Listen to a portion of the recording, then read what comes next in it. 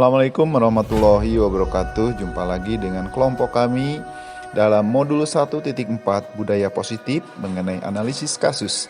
Kelompok kami terdiri dari saya sendiri Agus Suheri, yang kedua Bapak Hendra Sudirman, dan Ibu Rita Pauziah.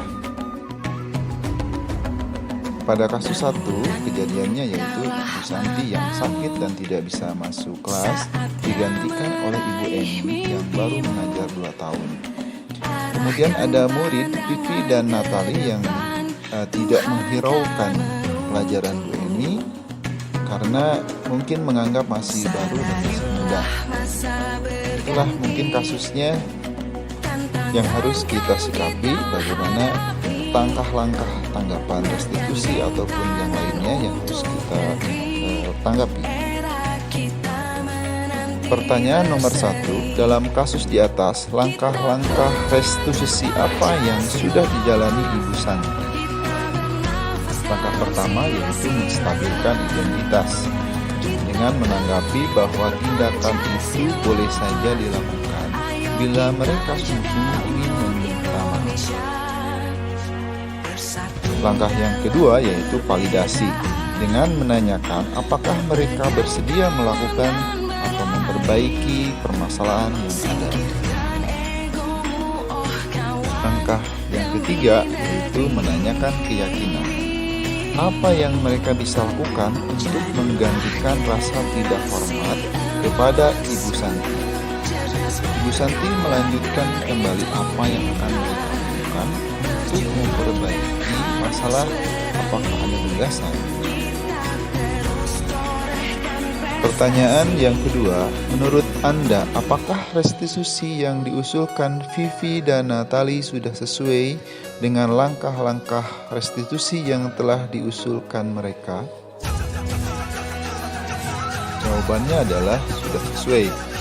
Ada dalam paragraf, setelah berpikir sejenak, Natali dan Vivi mengusulkan bagaimana kalau mereka mengadakan sebuah diskusi kelompok dengan teman-teman sekelasnya.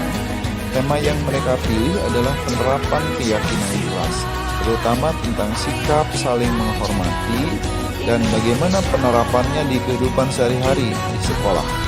Itulah langkah menstabilkan identitas. Artinya, mereka menyadari bahwa apa yang dilakukan mereka terhadap Ibu Eni itu adalah sesuatu yang besar.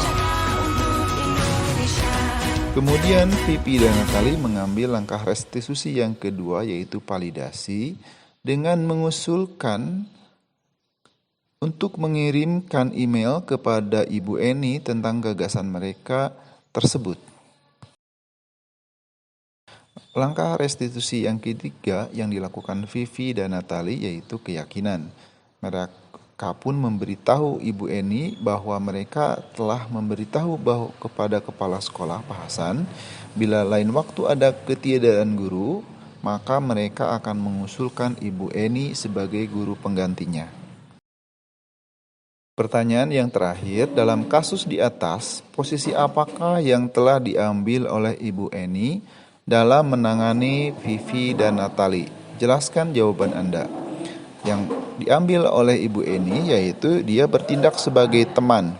Karena Bu Eni mengambil posisi ini tidak akan menyakiti murid, namun akan tetapi berupaya mengontrol murid melalui persuasi. Kalimat tersebut adalah, ayolah tugasmu dikerjakan, nanti ibu ditegur Bapak Kepala Sekolah. Kalau kalian tidak mengerjakan tugas, tolong bantu ibu ya. Jika Anda adalah Pak Hasan, bagaimana Anda menyikapi langkah yang ditempuh Ibu Santi? Yaitu mendukung langkah yang ditempuh Ibu Santi karena sudah melakukan tahapan restitusi dalam menangani Vivi dan Natali serta berperan sebagai manajer. Berikutnya ada kasus kedua yaitu kasus Sabrina yang terlambat masuk sekolah dan juga memakai sepatu warna coklat yang tidak sesuai dengan peraturan sekolah. Dalam kasus di atas, sikap posisi apakah yang diambil oleh Bapak Lukman? Jelaskan apa indikatornya. Pak Lukman mengambil sikap posisi sebagai penghukum. Indikatornya adalah kalimat yang disampaikan oleh Pak Lukman, yaitu, "Tidak, kamu telah melanggar peraturan sekolah. Kalau tidak sanggup ambil sepatu di rumah atau diantarkan sepatu sekolah, ya sudah, kamu tidak bersepatu saja seharian di sekolah. Sekarang copot sepatumu dan silahkan belajar tanpa sepatu seharian." Bila Bapak Lukman mengambil posisi sebagai manajer, apa yang akan dikatakannya? Pertanyaan-pertanyaan seperti apakah yang akan diajukan ke Sabrina? Jelaskan. Jika Bapak Lukman mengambil posisi sebagai manajer, maka ia akan berkata, "Nak, kenapa terlambat dan memakai sepatu yang berwarna coklat? Apakah Sabrina sudah tahu keyakinan sekolah tentang waktu masuk dan penggunaan sepatu berwarna hitam?" Oke, jika kamu sudah tahu, hal apa yang bisa kamu lakukan untuk memperbaiki kesalahanmu? Pertanyaan selanjutnya, kira-kira bila Anda adalah kepala sekolah di sekolah tersebut, nilai kebajikan apa yang ingin dituju oleh peraturan harus berwarna hitam sepatunya? Yaitu nilai kebajikannya disiplin, tanggung jawab, saling menghargai, dan kebersamaan. Kemudian berikutnya, bagaimana Anda menyikapi langkah yang diambil Pak Lukman mengenai kasus tersebut? Yang diambil seharusnya Pak Lukman mengajak berdialog dan melakukan coaching bagaimana seharusnya menangani sebuah pelanggaran yang dilakukan murid tanpa memarahi dan memberi hukuman. Dengan hal tersebut diharapkan Pak Lukman memiliki posisi kontrol yang lebih baik.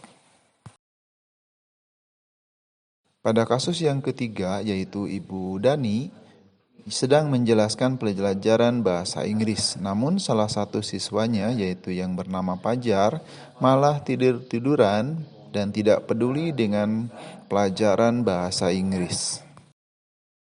Pertanyaan yang pertama, posisi kontrol apa yang diambil oleh Ibu Dani dalam pendekatannya kepada Pajar? Posisi kontrol membuat merasa bersalah, karena dalam posisi ini biasanya guru akan menggunakan kalimat yang membuat murid merasa tidak nyaman, bersalah, atau rendah diri, seperti yang dikatakan Bu Dani. "Gimana kamu Pajar, kamu tidak kasihan sama ibu ya? Ibu sudah capek-capek mengajarkan kamu. Tidak kasihan sama ibu?" Dan Pajar pun diam membisu. Pertanyaan yang kedua, membaca sikap Pajar, kira-kira kebutuhan apa yang diperlukan oleh Pajar? Menurut kami, kebutuhan yang dibutuhkan Pajar adalah kebebasan serta cinta dan kasih sayang. Kebebasan, Pajar membutuhkan kebebasan, kebutuhan akan pilihan, karena kemungkinan Pajar merasa bosan dengan proses pembelajaran yang disampaikan oleh guru bahasa Inggrisnya, yaitu Bu Dani, yang hanya menggunakan papan tulis. Kemudian yang kedua, kebutuhannya yaitu cinta dan kasih sayang. Pajar membutuhkan cinta dan kasih sayang karena kemungkinan dengan tindakan yang dilakukan Pajar membuat teman-teman dan gurunya memperhatikannya. Indikatornya adalah Pajar tidak memperhatikan, tidur-tiduran, dan acuh tak acuh. Pertanyaan berikutnya, bila mana Ibu Dani mengambil posisi pemantau, apa yang akan dilakukan atau dikatakannya? Pertanyaan-pertanyaan seperti apa yang akan diajukan? Jelaskan. Yang dilakukan Ibu Dani adalah melihat daftar nilai, absen, dan jurnal harian kelas untuk melihat keaktifan dan prestasi Pajar di pelajaran yang lain. Dan Ibu Dani akan berkata, "Pajar, tahukah konsekuensinya jika tidak memperhatikan saat proses pembelajaran? Pajar, apakah kamu tahu kesepakatan yang ada di kelas apa saja?" Pertanyaan selanjutnya, apabila Anda adalah kepala sekolah di sekolah Pajar dan mengetahui hal ini, bagaimana tindak lanjut Anda? Yang kami lakukan yaitu berdiskusi dengan Ibu Dani atau wali kelasnya, kemudian memberi tugas untuk mencari informasi tentang kebutuhan dasar pelajar yang mungkin belum terpenuhi. Jika sudah diketahui, maka wali kelas dan guru pengajar dapat diarahkan bagaimana bertindak sebagai posisi manajer untuk menggunakan tahapan kegiatan restitusi dalam menangani masalah pelajar. Berikutnya adalah kasus yang terakhir, kasus Anto dan Dino yang sedang bermain di lapangan basket, yang tiba-tiba mereka bertengkar sampai Dino memperlakukan Anto dengan sangat kasar dengan mengambil kemeja Dino sampai 3 kancingnya lepas. Kasus ini kemudian ditangani oleh Ibu Suti sebagai kepala sekolah. Pertanyaan yang pertama, posisi kontrol apa yang telah dipraktikkan oleh kepala sekolah Ibu Suti? Hal-hal apa ya saja yang dilakukannya sehingga Anda berkesimpulan demikian? Jawabannya yaitu posisi manajer, karena Ibu Suti menggunakan langkah-langkah restitusi dalam menyelesaikan masalah antara Dino dan Anto.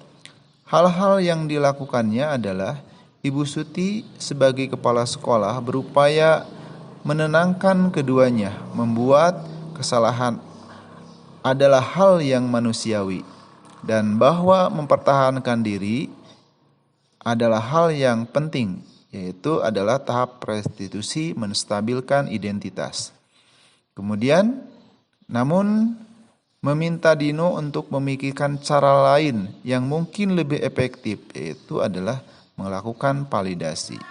Ibu Suti melanjutkan bertanya tentang keyakinan sekolah yang disepakati, serta apakah Dino bersedia memperbaiki kesalahan yang telah dilakukan terhadap Anto. Kemudian Ibu Suti balik bertanya kepada Anto, hal apa yang bisa dilakukan Dino untuk memperbaiki masalah. Ibu Suti pun kembali bertanya, dan Dino, apakah yang akan dilakukan untuk mengganti 3 kancing Anto yang terlepas? Inilah tahapan menanyakan keyakinan. Itulah mungkin tahapan restitusi yang dilakukan oleh Ibu Suti. Pertanyaan selanjutnya, dalam kasus tersebut bagaimana Dino dikuatkan? Bagaimana Anto dikuatkan oleh Ibu Suti? Dalam kasus tersebut, Dino dikuatkan pada keyakinan sekolah yang telah disepakati, yaitu saling menghormati, dan karakter Dino dikuatkan setelah dia diberi tanggung jawab memperbaiki kesalahannya. Dengan pelakuan nyaman, tidak dipojokkan, dengan memperoleh pengalaman belajar menjahit. Sedangkan Anto dikuatkan Ibu Suti dengan terpenuhinya kebutuhan kancing bajunya yang sudah diperbaiki Dino. Hal ini terlihat dari kedua anak tersebut pada jam pulang sekolah sudah bercengkrama dan bersenda gurau kembali. Pertanyaan yang terakhir, kira-kira nilai-nilai kebajikan atau keyakinan sekolah apa yang dituju dalam kasus tersebut? Jelaskan. Jawabannya yaitu nilai-nilai kebajikan pada kasus ini adalah tanggung jawab. Yaitu Dino bertanggung jawab karena telah menjahit kancing baju Anto yang terlepas. Kemudian nilai kedua yaitu pengendalian diri atau kontrol diri. Anto menunjukkan sikap sabar dan tidak melawan. Kemudian yang nilai kebajikan yang ketiga, menghargai dan menghormati. Menunjukkan sikap mau menyelesaikan masalah dengan cara yang baik.